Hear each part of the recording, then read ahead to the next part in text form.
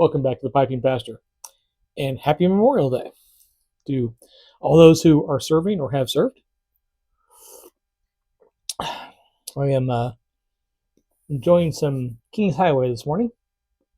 I mentioned in my previous video that I've been on kind of a country squire kick recently, and this Kings Highway, or as it was previously known, Kingsfoil, is a really great morning blend.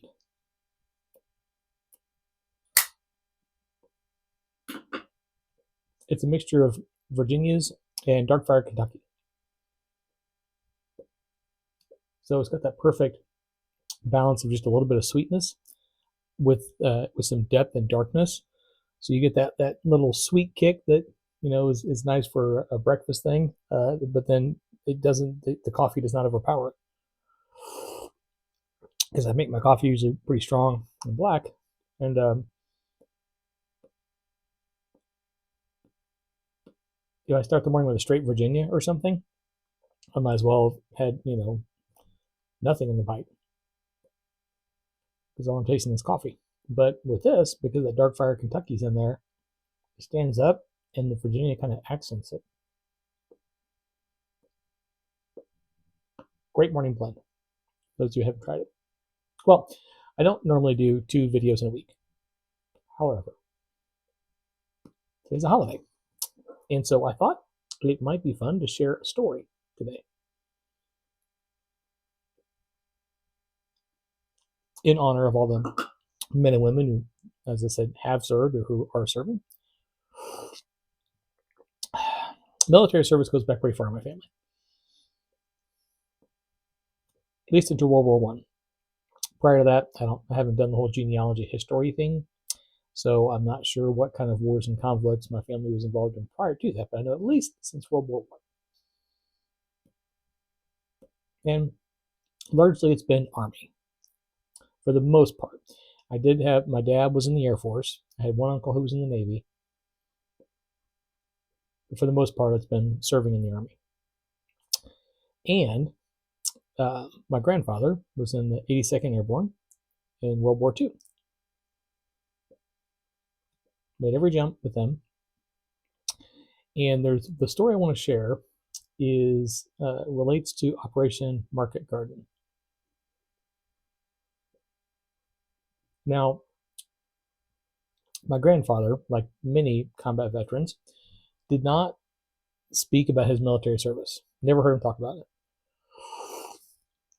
And from what I understand from my dad and my uncles, he didn't share anything with them really either.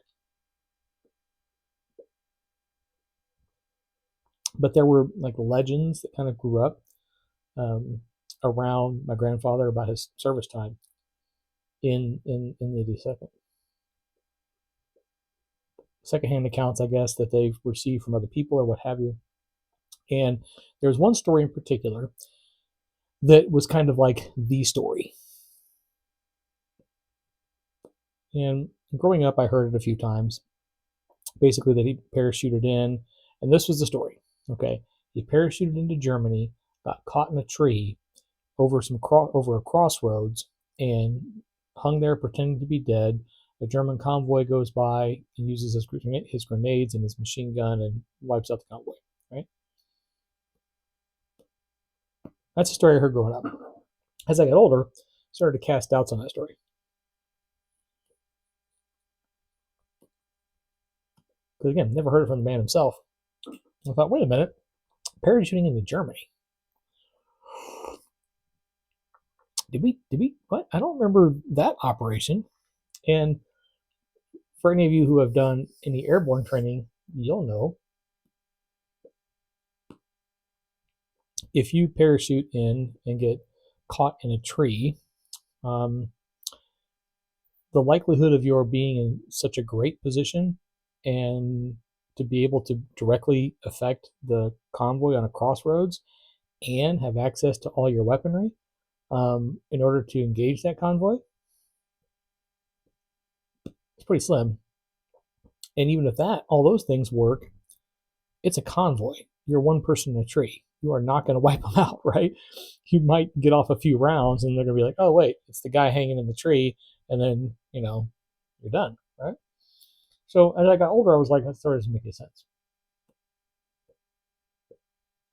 So as an undergraduate, when I was doing my history degree, I was like, well, I'm in the perfect position now to try to figure out some stuff about my grandfather. And at this time, he had already passed.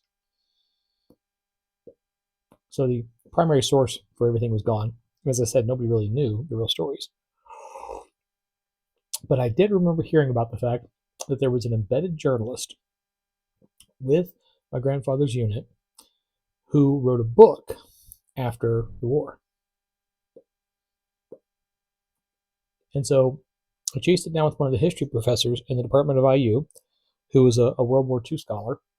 He actually wrote a book called The Sword of St. Michael, which is about the 82nd Airborne. And I was like, have you ever heard about this book? I think the guy's name was Zig or something. That's all I got, very, very vague accounts of this.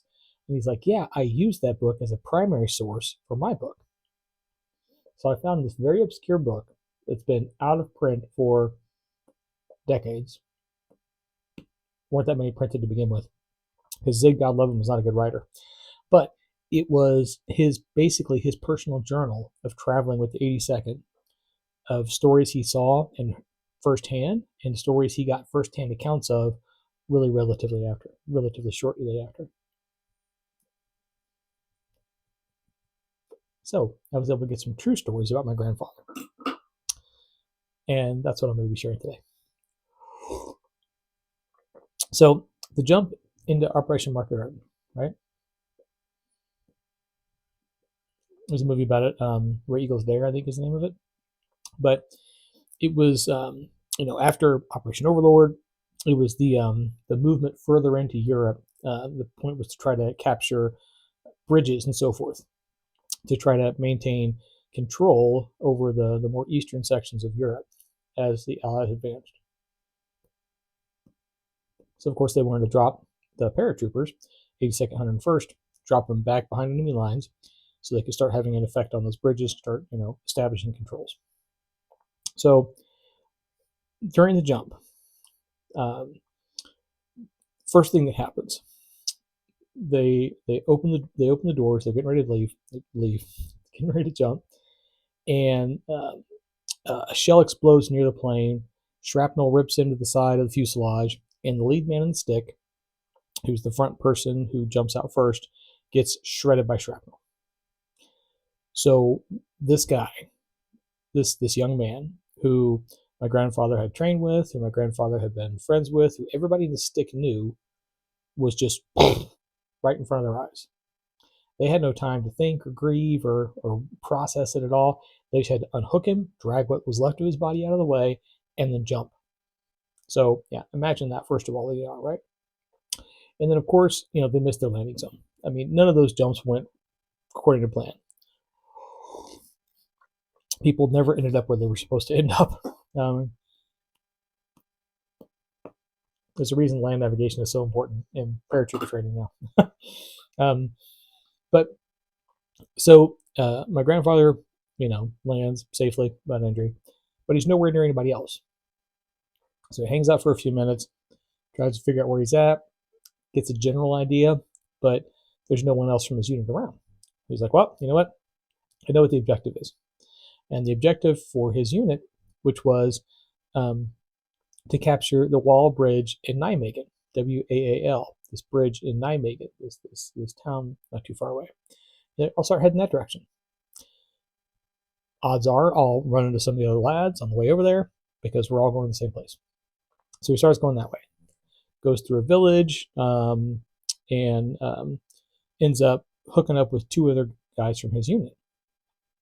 They continue on into Nijmegen. They arrive in Nijmegen, and people like greeting them, like civilians, like, "Oh my gosh, GIs!" But they're the only three there. They're like, "Okay." They're like, well, the bridge is over that way, just outside of town. We'll start heading that direction. So they start heading that direction, and as they approach, they see that the bridge is guarded by a very small unit of Nazi soldiers. So it's a handful of soldiers, kind of around an artillery gun. And so my grandfather comes up with this plan. He's like, hey, all right, You two sneak around the sides over here and over here, hidden by these bushes, so a bunch of scrub brushes in and around the entrance of the road going to this bridge. He's like, when we get in position, we'll jump out at the same time, yell hands up, and because they'll hear three different voices in three different directions, they'll think that they're surrounded. They'll have a greater chance of surrendering, and if not, we're in good position to fire if we need to. So like, cool, good plan. So they head that way. They get in position, preparing to jump out. My grandfather jumps out in the middle of the bridge, yells, hands up. The other two guys didn't get the signal, whatever. For whatever reason, they don't pop out. So it's my grandfather by himself in front of a group of Nazi soldiers with a gun, telling them to put their hands up. What happens? They all drop their weapons and put their hands up. Then the other two guys come out. They surrender their position. So my grandfather, by himself, captured the Wild Bridge in Nijmegen during Operation Market Garden. So they get all the German soldiers together, sit them down, take their weapons, and they're guarding them, right? They have occupied the bridge. They have achieved the objective of their company. And so they sit there for a couple hours like, well, what do we do now? No one else is showing up. It's literally just these three GIs who now have control of this bridge. After a couple hours, they start to hear armor approaching. And it's coming from the east. They're like, well, we know we ain't got no tanks going from that direction. So if we hear armor coming from the east, that's Nazi armor. There's three of us. We got 3 rifles. We are not going to be able to defend this bridge against a company of German tanks. So they're like, all right, we're out. The German soldiers are like, hey, take us with you. And they're like, we can't. There's no way we can guard you on the way. So they left the German soldiers there and took off. So within the span of about 4 hours, my grandfather captured, occupied, and surrendered a strategic bridge by himself in Nijmegen.